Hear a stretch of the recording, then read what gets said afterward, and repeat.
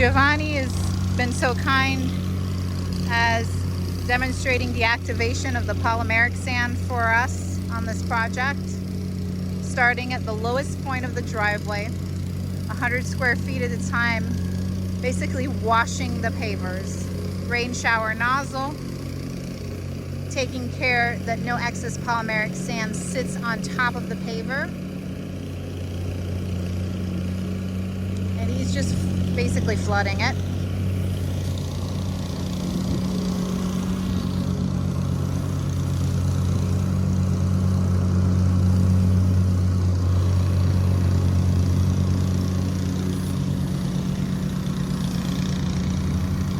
And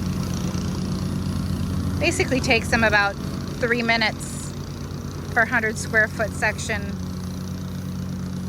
for those that like things timed. That's the amount of time I'm seeing him give attention to a 100 square feet area. And you see all that water coming up, and he's just activating it.